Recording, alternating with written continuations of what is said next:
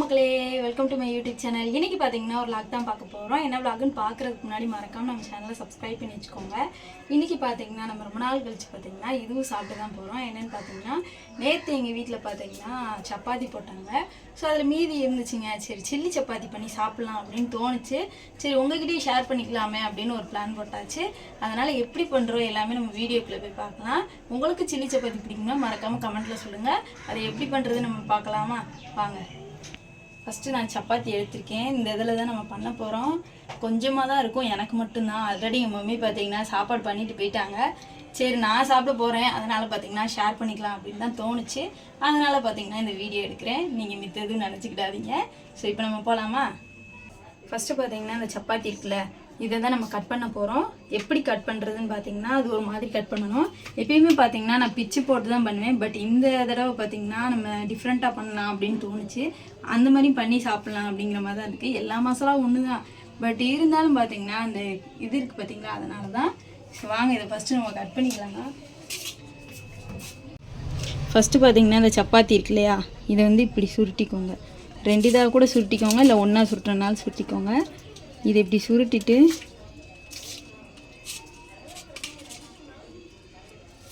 இப்படி வச்சுக்கோங்க. இப்படி அமுக்கி விட்டு கத்திரிக்கோல் இருந்துச்சுன்னா கட் பண்ணிக்கோங்க. இது பார்க்கறதுக்கு பார்த்திங்கன்னா நூடுல்ஸ் மாதிரி இருக்கும், நமக்கு நிறையாவும் வருங்க, அதனால தான். இப்போ பார்த்தீங்களா சப்பாத்தியை இந்த மாதிரி தாங்க கட் பண்ணுறோம். இந்த மாதிரி எல்லாத்தையும் நீங்கள் கட் பண்ணும் போது பார்த்தீங்கன்னா உங்களுக்கு நீளமாகவும் இருக்கும் சாப்பிட்றதுக்கு. அது மாதிரி பார்த்தீங்கன்னா கொஞ்சம் அந்த நூடுல்ஸ் ஃப்ளேவரில் இருக்கும், அந்த சாப்பிட்ற மாதிரி ஒரு ஃபீலாக இருக்கும். இதுனா பிச்சு போட்டு நம்ம பண்ணுறோம்ல, அது ஒரு மாதிரி இருக்கும். பட் இந்த மாதிரி ட்ரை பண்ணி சாப்பிட்டு பாருங்கள். நானே ஃபஸ்ட் டைம் ட்ரை பண்ணுறேன், எப்படி இருக்குன்னு நான் பண்ணிவிட்டு உங்கள்கிட்ட சொல்கிறேன். அதுக்குள்ளே நம்ம இதை கட் பண்ணிக்கலாம்.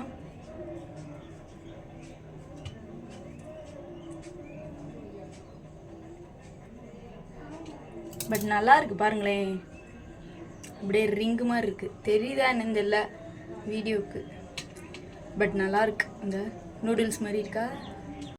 ஸோ ஃபைனலாக பார்த்தீங்கன்னா கட் பண்ணியாச்சு. இப்படி தான் இருக்குது பார்க்குறதுக்கு. பாருங்கள் நல்லா உதிரி உதிரியாக ஆயிடுச்சு. இப்போ தேவையானது நம்ம ஆனியன் மட்டும்தான் கட் பண்ணணும். மித்தபடி எல்லாத்தையும் பார்த்திங்கன்னா நம்ம அப்படியே போட்டுக்கிற மாதிரி தான் இருக்கும். வாங்க நம்ம பண்ணிடலாம். 2 வெங்காயம் எடுத்திருக்கேன், இதை நம்ம கட் பண்ணிக்கலாம். கொஞ்சம் அப்படிங்கிறதுனால மட்டும்தான் நான் 2 வெங்காயம் எடுத்திருக்கேன். கொஞ்சம் நிறையா போட்டோம்னா எக்ஸ்ட்ராவே எடுத்துக்கலாம். பட் நான் கொஞ்சோண்டு 2 சப்பாத்தி அப்படிங்கிறதுனால தான்.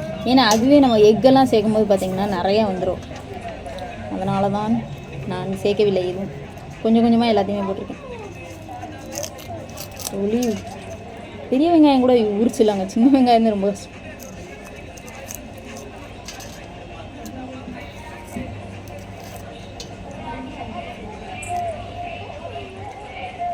இதை நம்ம பொடிதாக இப்போ கட் பண்ணணும்.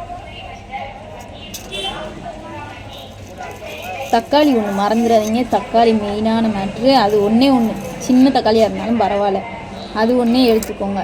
அதை நான் ஃபுல்லாக மறந்து விட்டேன், அதனால் அது ஒன்று எடுத்துக்கோங்க. இது எல்லாத்தையும் தான் நம்ம போட்டு பண்ண போகிறோம்.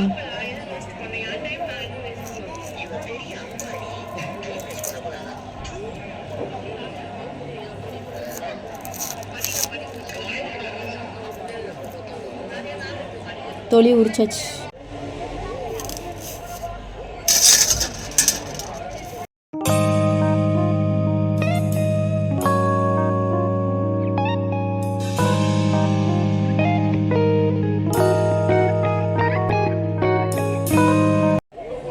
கண்ணீரையும் வந்துருச்சுங்க. அவ்வளோதான், கட் பண்ணியாச்சு. நான் பார்த்திங்களா ஒரு முட்டை எடுத்திருக்கேன், அதுக்கடுத்து வெங்காயம் தக்காளி, அவ்வளோதான் இப்போ நம்ம பண்ண போகிறோம். நல்லா இருக்கும் டேஸ்ட்டு. பண்ணலாமா? அடுப்பு பற்ற வச்சுக்கிட்டாச்சு. அதுக்கடுத்து பார்த்திங்கன்னா நம்ம கடாயும் வச்சிடலாம்.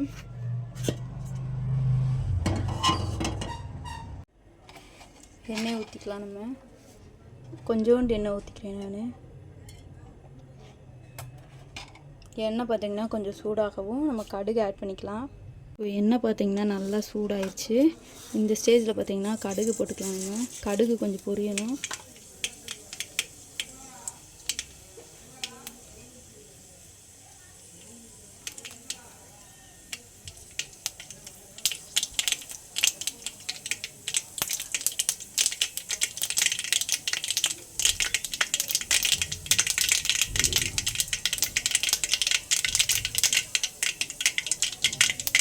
அப்புறம் கருவேப்பிலை போட்டுக்கலாம்.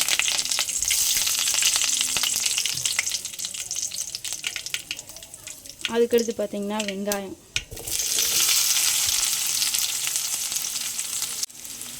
பார்த்திங்கன்னா நல்லா கோல்டன் கலரில் வதங்கணும். அது வரைக்கும் பார்த்திங்கன்னா கொஞ்சம் நல்லா வதக்கி விட்டுட்டே இருக்கலாம்.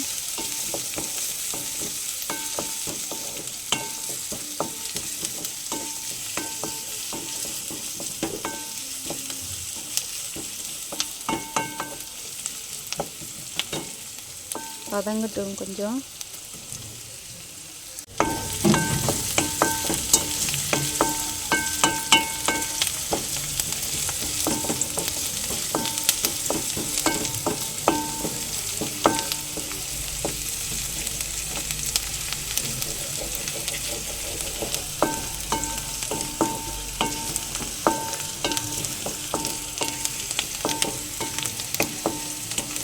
வெங்காயம் பார்த்திங்கன்னா கொஞ்சம் வதங்கிடுச்சு. இந்த ஸ்டேஜில் பார்த்திங்கன்னா இஞ்சி பூண்டு பேஸ்ட் போட்டுக்கோங்க. என்கிட்ட பார்த்திங்கன்னா இஞ்சி பூண்டு பேஸ்ட் இல்லை, அதனால் பார்த்திங்கன்னா நான் போடலை. பட் நீங்கள் போட்டுக்கோங்க. போட்டு அதை கிண்டிங்கன்னா அது ஒரு டேஸ்ட்டாக இருக்கும், சூப்பராக இருக்கும். நான் போடலை, நீங்கள் எதுவும் நினச்சிக்காதீங்க. அதுக்கடுத்து பார்த்திங்கன்னா நம்ம வச்சுருக்க தக்காளியை பார்த்திங்கன்னா இதில் ஆட் பண்ணிக்கலாம்.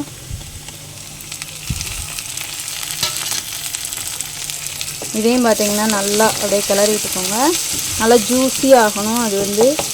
அது வரைக்கும் பார்த்திங்கன்னா நல்லா அப்படியே குத்தி குத்தி விட்டு அதை அப்படியே நல்லா கிளறி விட்டுக்கோங்க.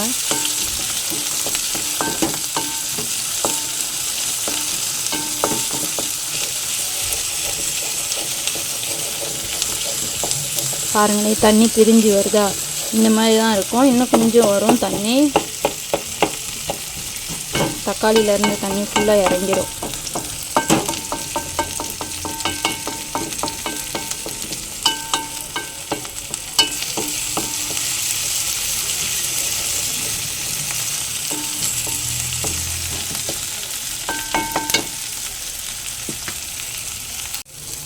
இப்போ தக்காளி பார்த்திங்கன்னா நல்லா வதங்கிருச்சு. இந்த ஸ்டேஜில் பார்த்திங்கன்னா நான் மட்டன் பொடி ஆட் பண்ணிக்கிறேன். நீங்கள் உங்களுக்கு என்ன பொடி கம்ஃபர்டபுளாக இருக்கோ அதை ஆட் பண்ணிக்கோங்க. நான் பார்த்திங்கன்னா மட்டன் பொடி ஆட் பண்ணால் கொஞ்சம் நல்லாயிருக்குமே அப்படின்ட்டு ஆட் பண்ணுறேன். அதுக்கடுத்து பார்த்திங்கன்னா கரம் மசால் பொடி,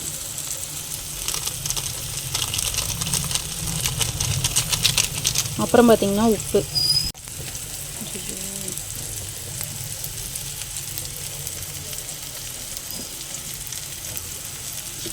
இது எல்லாத்தையும் நல்லா கிளறி விட்டுக்கலாம்.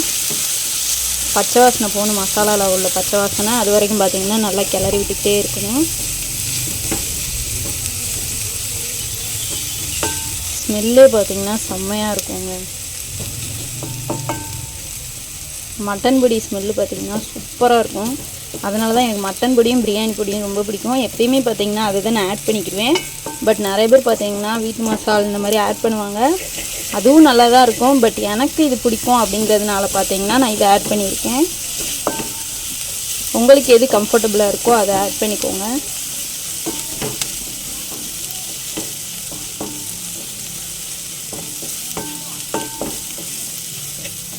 கொஞ்சம் காரம் வேணும்னு நினச்சிங்கன்னா மஞ்சள் பொடியும் மிளகாய் பொடியும் நீங்கள் ஆட் பண்ணிக்கலாம். நான் பார்த்திங்கன்னா காரம் அதிகமாக சாப்பிட மாட்டேன். அதுக்காக பார்த்திங்கன்னா நான் எதுவும் ஆட் பண்ணல. சும்மா லைட்டாக மட்டும்தான் ஆட் பண்ணியிருக்கேன்.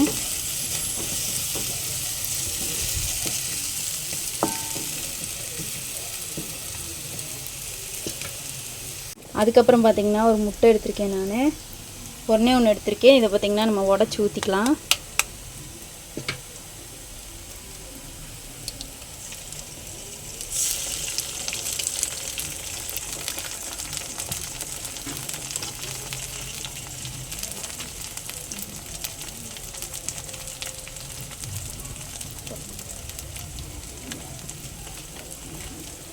இப்போ இதை நம்ம நல்லா கிளறி விட்டுக்கலாம். லோ ஃப்ளேம்லேயே வச்சு கிளறுங்க, இல்லைன்னா டக்குன்னு முட்டையை போட்டதுமே அடி பிடிச்சிரும். அதனால் லோ ஃப்ளேம்லேயே வச்சு நான் அப்படியே கிளறி விட்டுக்கிட்டே இருக்கேன். அது கொஞ்சம் உதிரி உதிரியாக வந்ததுக்கப்புறம் நம்ம சப்பாத்தியை போட்டோம்னா அவ்வளோதான், ரெடி ஆயிடுச்சு.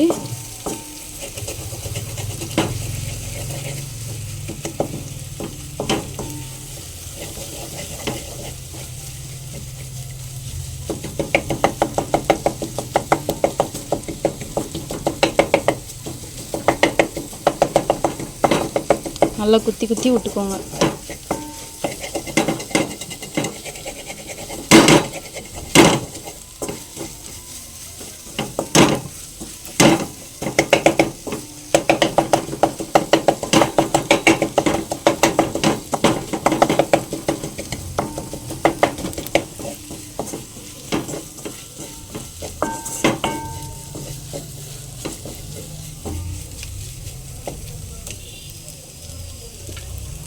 அவ்வளோதான், முட்டையும் வெந்துருச்சு. இப்போ பார்த்திங்கன்னா நம்ம வச்சுருக்க சப்பாத்தியை வந்து உள்ளே போட்டுக்கலாம். பாருங்கள், இதை அப்படியே உதிரி உதிரியாக சேர்த்துக்கோங்க. சேர்த்துட்டு அது கூட சேர்த்து இப்படியே கிளறி விட்டிங்கன்னா சூப்பரான சப்பாத்தி, அதுவும் சில்லி சப்பாத்தி ரெடி ஆயிடுச்சு. கண்டிப்பாக ஒரு தடவையாவது வீட்டில் ட்ரை பண்ணி சாப்பிட்டு பாருங்கள். மிச்சம் இருந்துச்சுன்னா வேறு லெவலில் இருக்குங்க. சீரியஸாகவே எனக்கு ரொம்ப ரொம்ப பிடிக்கும் பர்சனலாக. அதனால தான் உங்ககிட்டயே ஷேர் பண்ணிகிட்ருக்கேன்.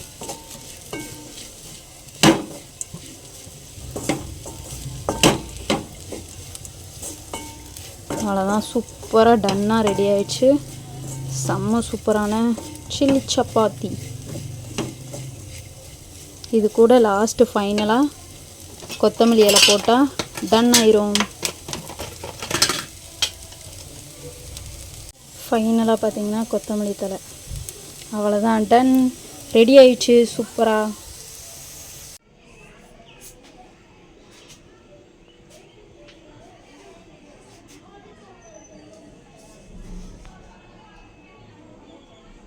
ஸோ அவ்வளோதான் மக்களே, ஃபைனலாக பார்த்தீங்கன்னா சில்லி சப்பாத்தி ரெடி ஆயிடுச்சு. டேஸ்ட்டு செம்ம சூப்பராக இருக்குது. நானே பாதி இது காலி பண்ணிட்டேன். நீங்களும் வீட்டில் ஒரு தடவையாக ட்ரை பண்ணி சாப்பிட்டு பாருங்கள். இந்த வீடியோ பார்த்தீங்கன்னா உங்களுக்கு யூஸ்ஃபுல்லாக இருந்திருக்கும் நான் நம்புறேன். இந்த வீடியோ பிடிச்சிருந்துச்சுன்னா மறக்காம நம்ம சேனலை சப்ஸ்கிரைப் பண்ணிவிட்டு லைக் அண்ட் ஷேர் கமெண்ட் பண்ணிக்கோங்க. டாடா பாய்.